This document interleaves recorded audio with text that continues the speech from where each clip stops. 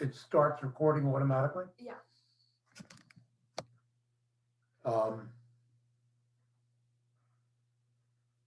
So that, Yeah.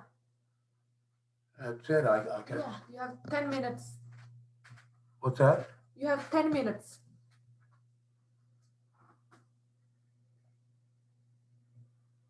Okay. I'll just leave it at that.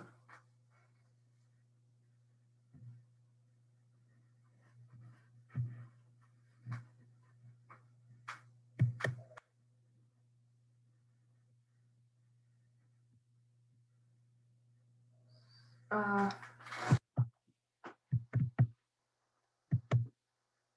Some reason that, oh, there it is. No. Okay, I guess I'm all set. Thanks. It records automatically? yeah. It's the recording. Yeah.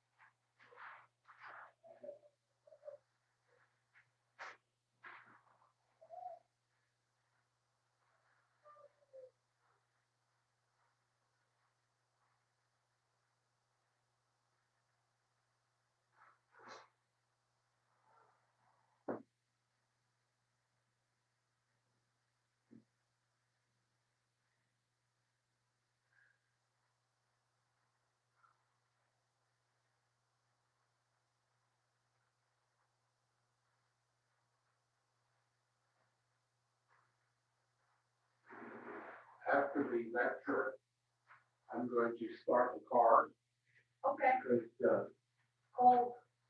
it was super cold last night. So I guess, Henry, people that question things, like in China, for example, like I remember that guy, they were marginalizing him just because he was critical. They didn't attack him directly. but they were like dismissing him. But he might be politically correct. I mean, think he was. they marginalize people because, oh, you're a weirdo, based on if they want to question authority. Well, because this leader, after Mao, this new leader, Deng Xiaoping, said that priority has to be developing the economic base of socialism, and therefore we have to downgrade equality. But the question is that if you downgrade equality, then you produce a society which is Capitalist. yes, it's fundamentally unequal. They have that problem. Yeah, they do have that problem. They're really. I mean, they have raised a lot of people out of poverty, but they continue to have inequality. Yeah. I mean, including millionaires. Oh yeah, you saw these two sections of in the mall, very expensive in the basement. Certain people go out and buy stuff there. We didn't see them. No, we didn't see them. There weren't that many people. But I'm sure there are.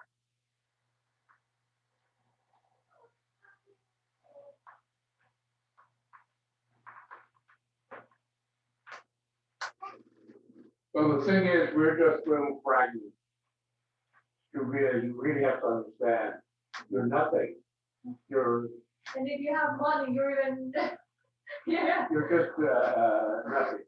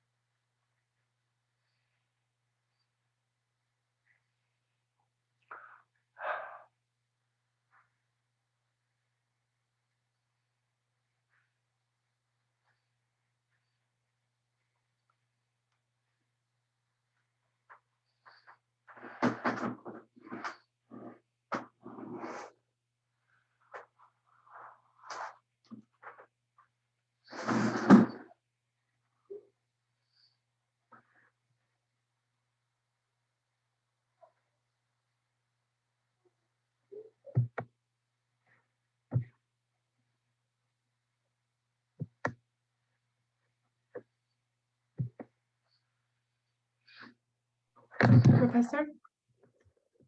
Just Hi. a second. Uh,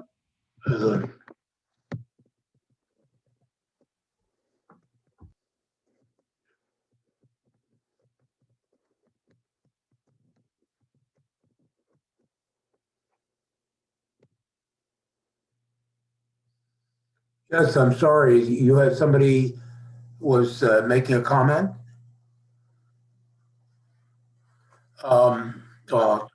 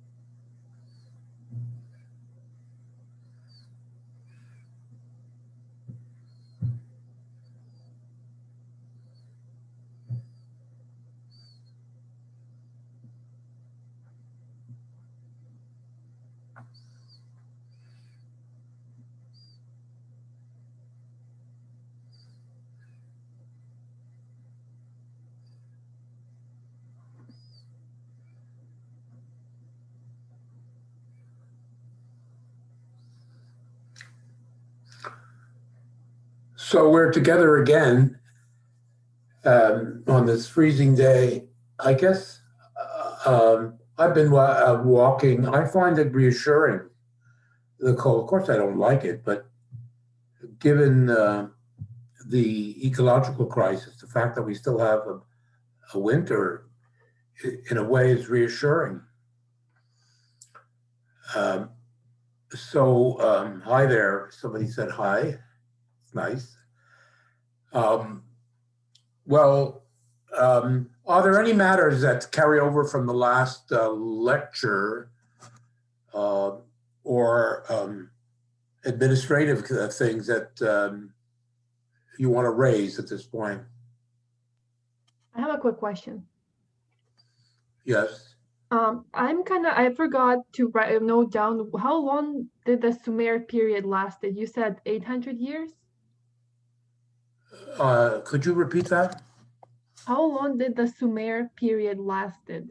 Oh, the Sumerian period is roughly from, if you include this sort of formation of Sumer, from about 3200 to 2400 BC.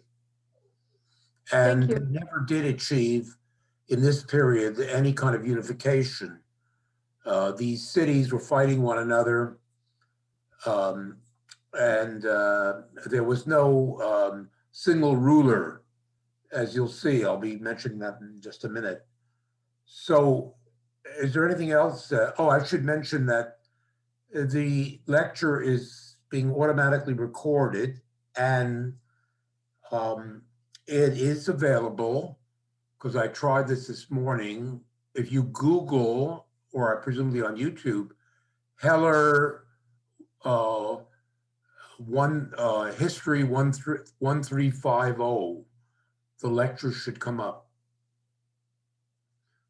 So last time I was now what we're going to see now is that the Sumer, as I said, lasted from about 3200 BC to 2400, but it was conquered, and there were a long succession of different different states achieved supremacy in Mesopotamian civilization. And there were these, war was institutionalized. It was fundamental to the way this society was organized. At the same time, there was a kind of underlying class conflict between landlords and peasants. It needn't to express itself in immediate aggression, but there was underneath the surface, questions of rent, who controlled the land, and so on, were always coming up. And landlords would be demanding more, as was the state. So I made the point that, there is certainly, these societies are highly unequal. When you compare it to the Neolithic period, they're incredibly unequal. There is a monopoly at the top of not merely economic power, but political, military, religious, and most people live in, that is to say, the peasants live in complete anonymity, and yet they're doing most of the work. That's the reality here, and they're anonymous. That's, of course, the history of humankind, but it's particularly obvious in these very hierarchical Bronze Age societies, because I'm going to be talking about Egypt as well, and it's the same situation. But I guess a point I made toward the end of last lecture was that the wars, the class conflict, gave a certain dynamism to Mesopotamian society. And indeed, in terms of history in general, what is the source of the dynamism that leads eventually to the Persians, to the Greeks, to the Romans, and then onward to the actual birth of Western civilization? It is these wars and class conflicts, which are the motor, if you like.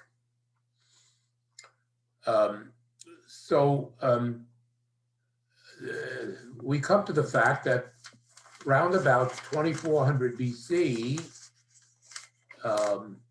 a northern city, the city of Akkad in northern Iraq, invaded Sumer. The name of the ruler of Akkad his name was Sargon.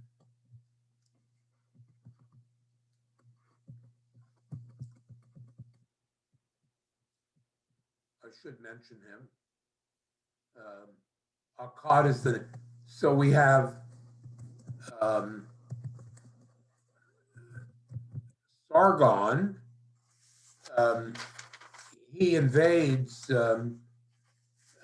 Sumer, and in so doing, it is Sargon the First, who, king of Akkad, hence the name Akkadian civilization, Akkad, after that city.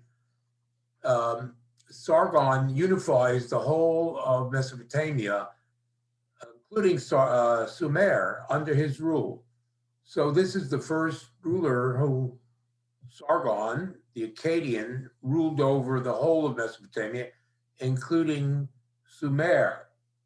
And he conquered because he developed a new, much more effective style of fighting, infantry, using shields and spears. This is invented by the Akkadians, and they are able to conquer the whole of Mesopotamian civilization. Then the Sumerians come back. The city of Ur in Sumer, it organizes effectively against the Akkadians, and with the city of Ur now as the capital, you have a new period of Sumerian dominance called the Neo-Sumerian period between 2200 and 1800, following which you have the city, another city that isn't that far away, Babylon, and the Babylonians rule for 200 years. The Babylonians are given prominence because I explained to you that cuneiform, the writing with a with a stylus on clay tablets, is the way this early writing in Mesopotamia, invented by the Sumerians. This is the way it was done. It was done by essentially the priests. This is our the source. There are literally millions of these clay tablets that have been found by researchers.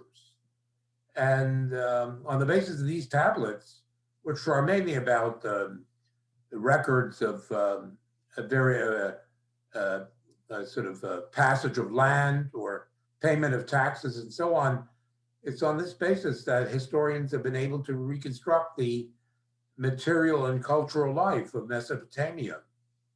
Well, in this period, the clay tablets, first of all, one of them, it's actually several, there is a law code. It's the first law code discovered.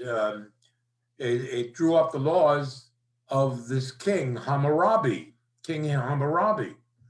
It's actually based on laws that go back all the way to the original period of Sumer. It's a summation. But it does show that the societies in the Mesopotamia are becoming more and more sophisticated. They have these legal codes and so on.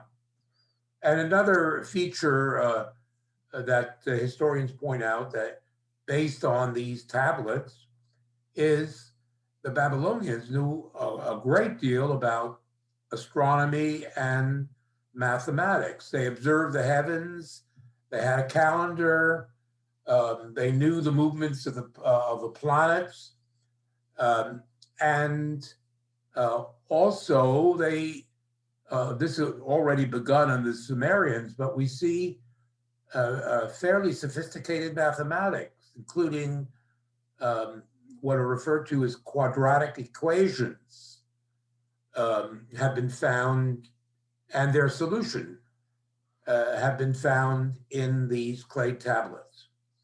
Now, of course, Mesopotamia has this enormously long history, and I'm not going to continue listing the empires.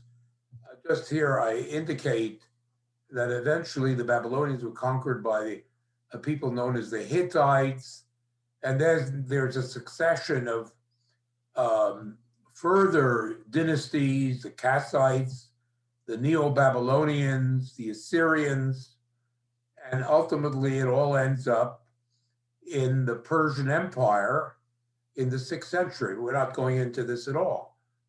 But what is noteworthy is, and this comes to our first review question, that it's also many of the elements that whereby all of these people lived, the Akkadians, the Babylonians, the Hittites, et cetera, it's all based on Sumer. Sumer was the founding and most creative of these civilizations. Back to Sumer. And so the question that I'm answering today is question 5. Basically asks you to discuss Sumer as the founding culture of Mesopotamian civilization. History begins at Sumer, as that's the title of the book. History begins at Sumer. And so how do we answer this question? Because it's question 5, I think. There's an intervening question, but I'll get to next time. Question 5.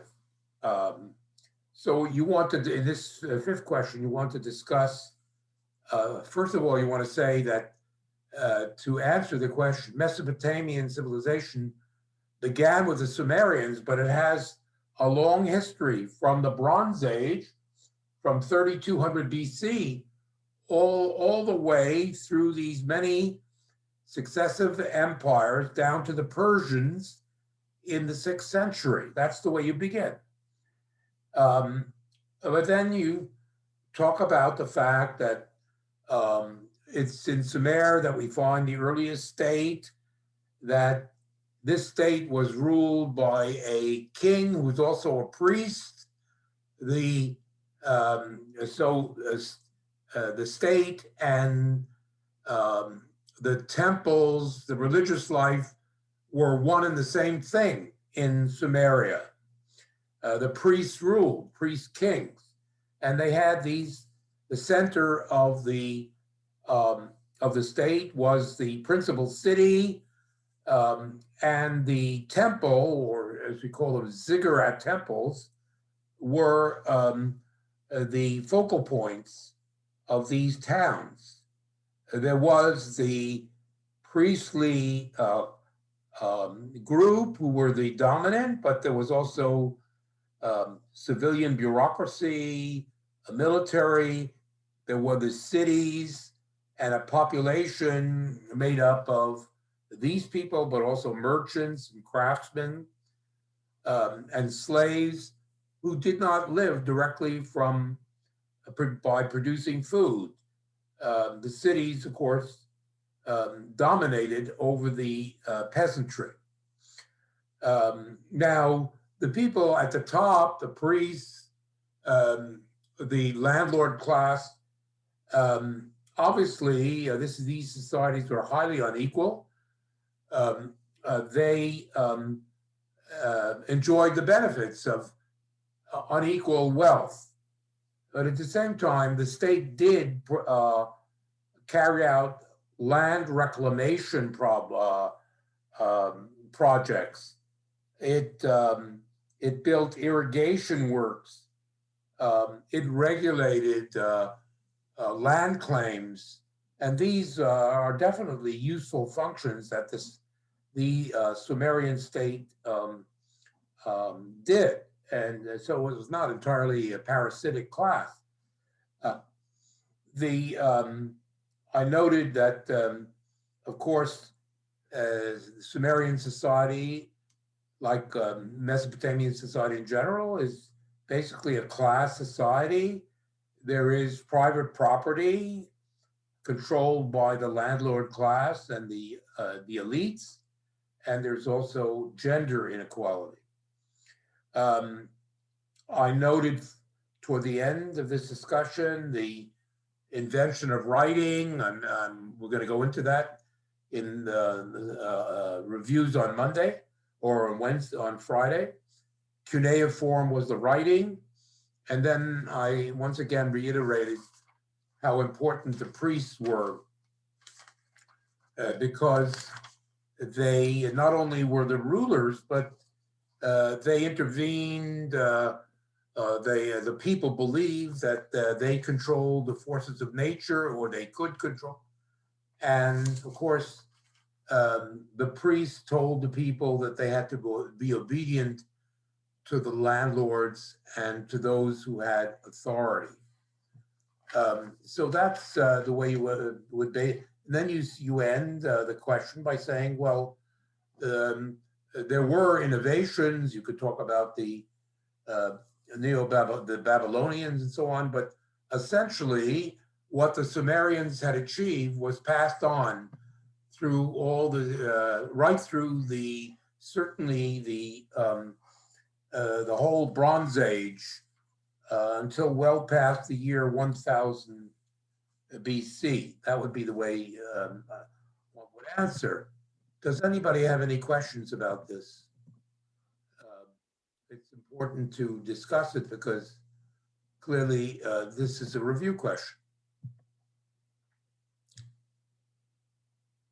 Okay, so I think we've, I had a question. yes. You said question number 5, but on the sheet, it looks like it's question number 4, actually. Oh, it deals with question number 4? Yeah. I think I said, is that the one that deals with economic classes? The economic classes is question number 5. I'll deal with that on I think either next time or on Monday. Okay, thank you. Okay? Okay. Hi, I will also deal have a with question, please. Yes. Hello? Yes. Hi, yeah, you mentioned that you're going to go over question 3 in the next class, and we haven't done that yet. What's that? You mentioned you were going to go over question 3 in the next class, and we Yeah, haven't I'm done going that. to do the one on writing and the one on class on Friday and Monday. Thank you. Okay, so having discussed Mesopotamia, Iraq, you can see that we should say, we're not going to pass by here again. The Iraqis are very proud of this history.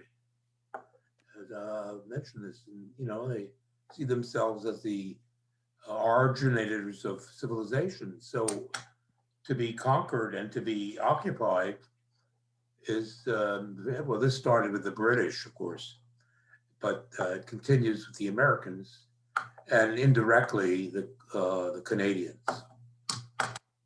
So now we turn to Egypt. We're going to look at in this much the same way. It's a different history, but we're looking at ancient Bronze Age Egyptian civilization today. And the center of everything, of course, is the Nile River. Most of Egypt is a desert. There was certainly more fertile land, say back in 12,000 or 10,000 BC, the so-called Fertile Crescent. But by the time we're looking at it, east and west of the Nile Valley, it's desert. And yet the Nile, which is one of the great rivers of this world, it rises, I believe, in Kenya, and it makes it possible for agriculture to exist on. You see this green strip on east and west of the Nile. Some of it extends several miles in each direction. This is where the peasants were able to produce food. And I would say that when you look at ancient Egypt, it comes into being, well, we could say that Sumer begins to emerge maybe 200 or 300 years earlier than Egypt. So far as we know, Egyptian civilization is several hundred years later than Mesopotamian. Maybe a date of 3100 would be appropriate. for the beginnings of Egypt. The civilization in Egypt is much the same as that existed in Mesopotamia. That is to say, most people were peasants, and they were dominated and controlled by a class of landlords who collected rent from them, but also a state where there were priests, there were bureaucrats, and there was an army. That's the way it worked. We know that they too, the Egyptians too, had a written language from an early date.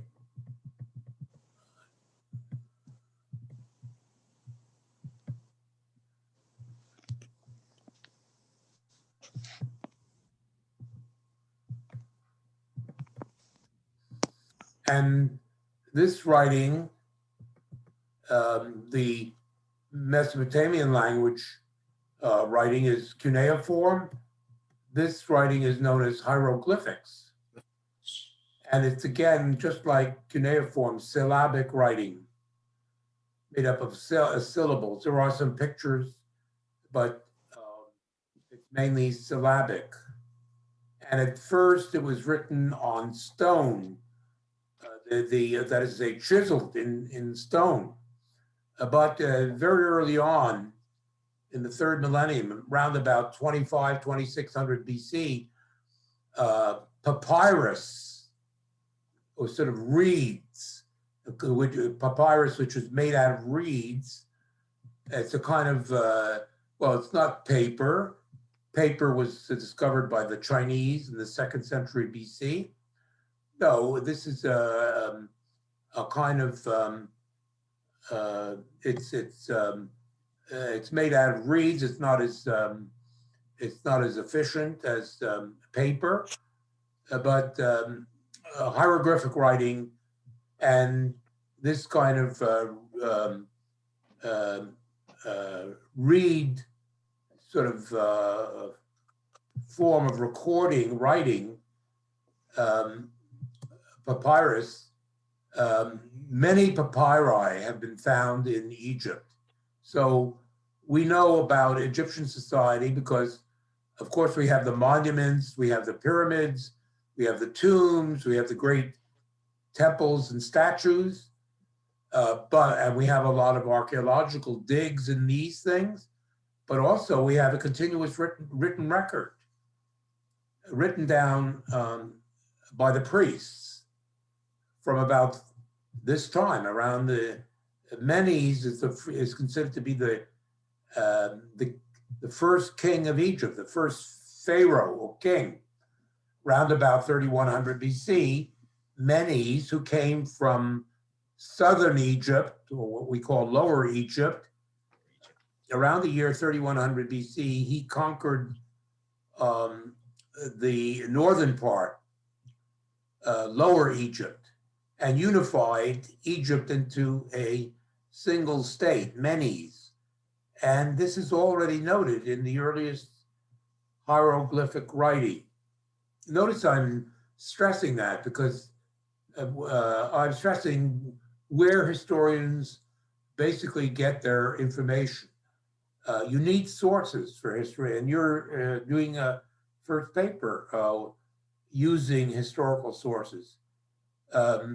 In these ancient civilizations, we know a lot from archaeology, but we also have written records, unlike the prehistoric period, where there was no written record. Now, Egypt, the Egyptian state, whereas we see that in Mesopotamia there were many dynasties, and in fact, Mesopotamia was repeatedly, well, one city would conquer another, but also foreign invasions. There's a whole history of foreign takeovers, people from the deserts or from the mountains coming down and basically becoming a new ruling class. In Egypt, Egypt was essentially isolated for a very long period of its history. And so we have the Egyptian state has this incredibly long history. We could say, well, the state with the oldest history, of course, is China, the oldest continuous history into the present, but the Egyptian history is quite long.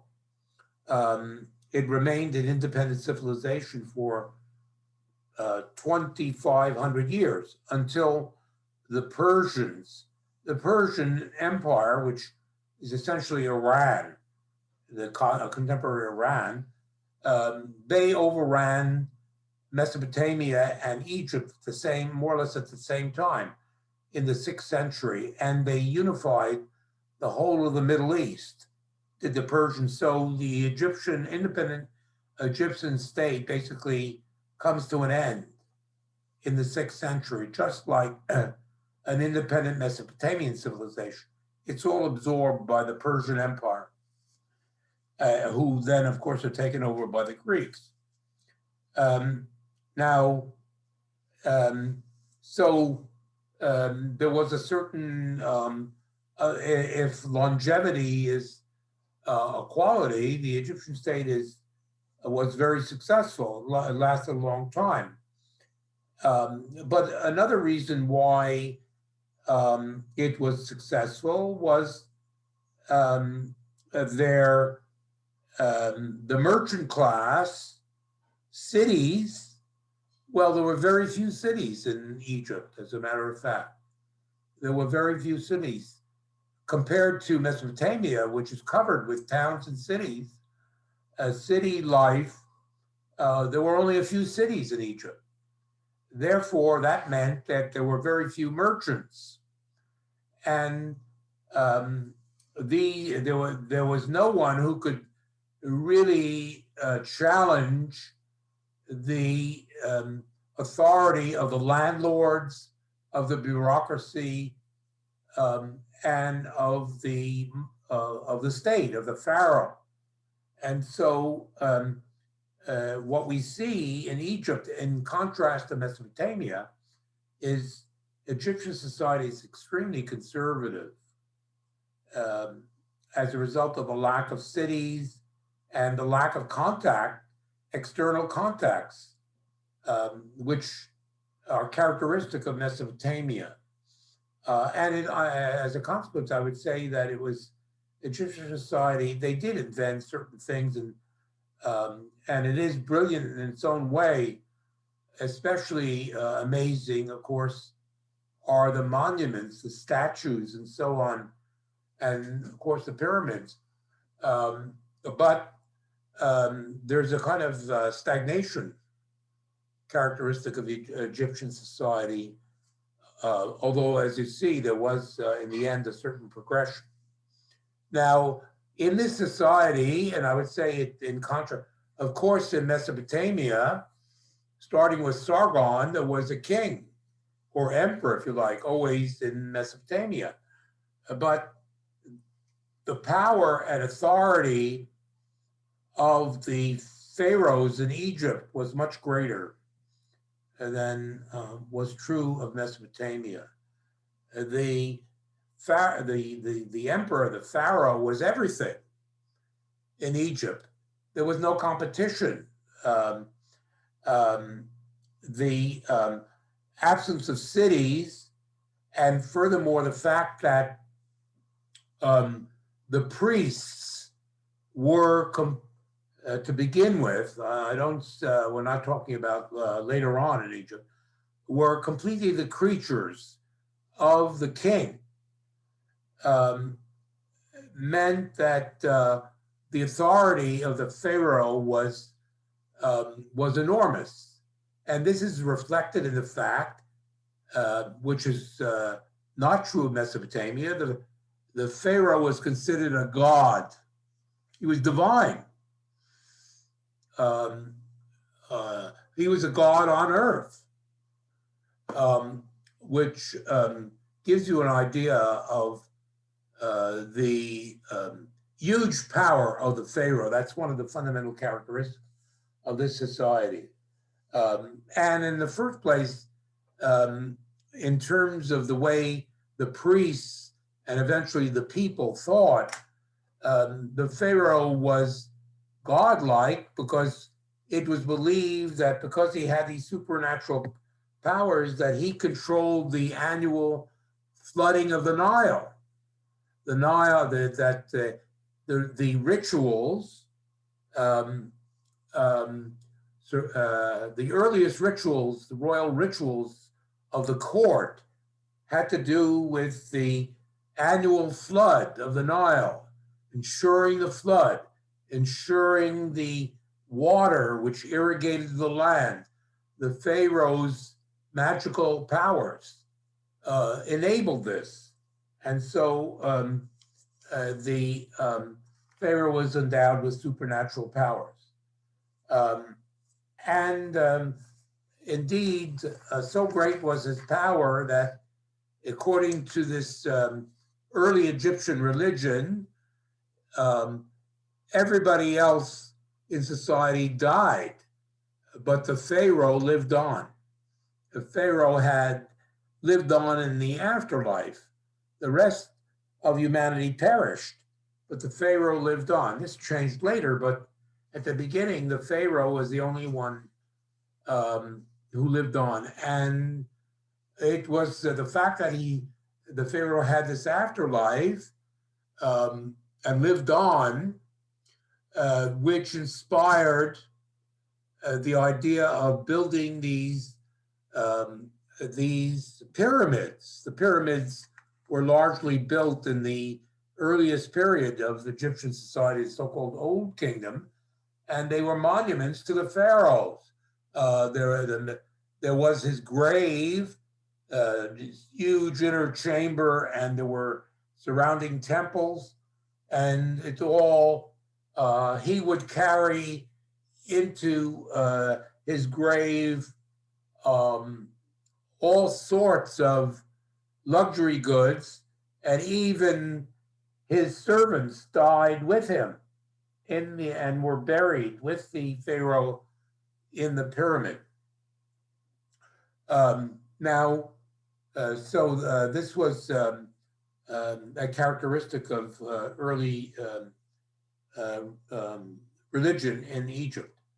Now, in terms of the way this was organized, the pharaoh generally had a prime minister who was known as a vizier, who did the basic administrative work in the court.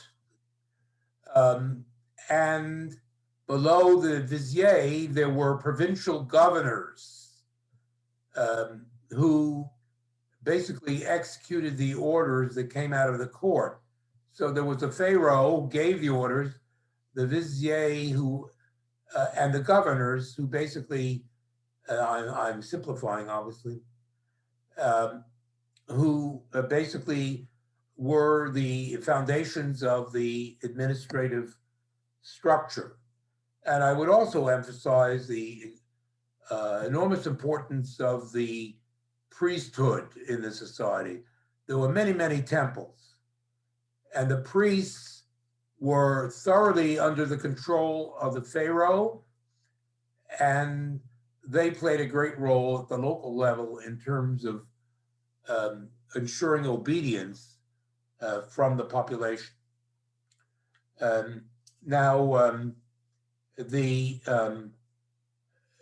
The bureaucracy, as you can imagine, they were literate. They wrote this language, which gave them power. They were extremely conservative. They had this. They tended to, of course, given the authority of the pharaoh, respect for superiors of any type on the part of the peasants was assumed and enforced, and everything was done according to strict legal codes. The great mass of the population, as I said, with respect to Mesopotamia, totally anonymous. No afterlife even to look forward to. And they had to pay rent to the landlords and taxes to the pharaoh. And especially important is that the labor of the peasantry, we call this kind of labor corvée labor, C-O-R-V-E-E, it's a French term.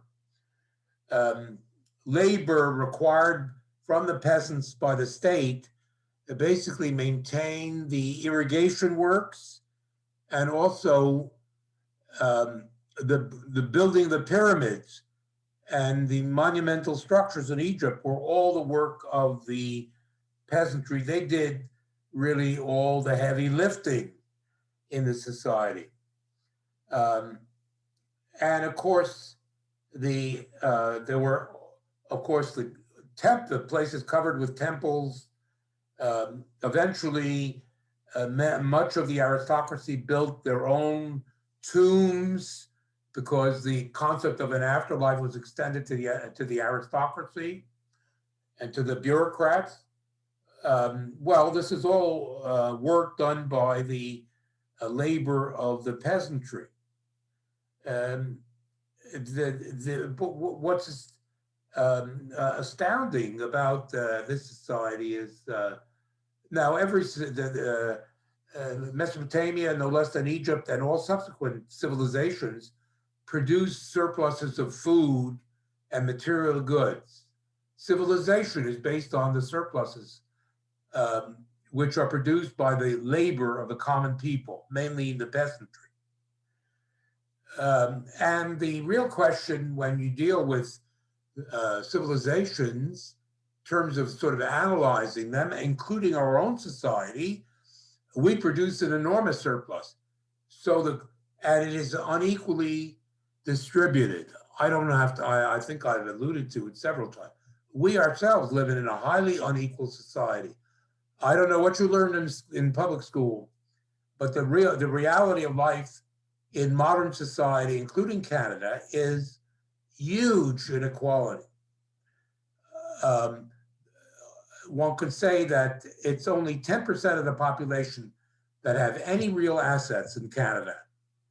The other 90% rely on wages and salaries and credit. Of course, the standard of living is way higher than it was in ancient Egypt, but the inequality is extreme in our society.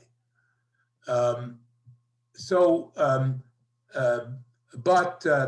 we can say that, say in a modern society such as Canada, we get something back in the sense that we have a medical system it works more or less okay, although we're waiting for the vaccines. We have all kinds of unemployment and social security benefits that come from taxes paid out by the state. In ancient Egypt, the surpluses delivered over by the peasants partly went into land reclamation, but the greater part of it was basically controlled and used for personal consumption by the upper class, and all they could think of doing was building pyramids to themselves. This is an extraordinary conception that the elite in Egypt had, that the way to use the surplus, you don't build infrastructure across the country, you don't invest in Medicare or health or education for the common people. No, you just build you just build monuments, colossal monuments, through the labor of the common people. It's extraordinary how unfair this whole setup was. Of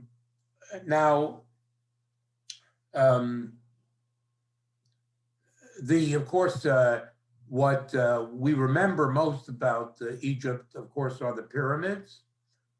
And they were mainly built between 3000 and 2000 BC.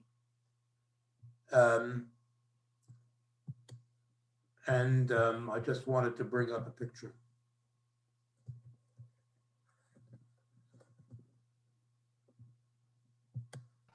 Hi, I'm sorry. What were the dates again for the construction time of the pyramids? I'm giving you the date between 3000 and 2000 BC. This is the largest of the pyramids.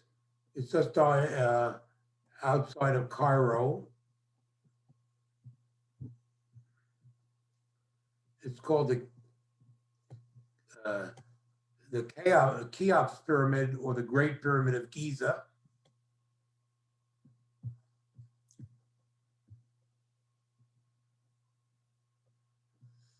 There you go. Now,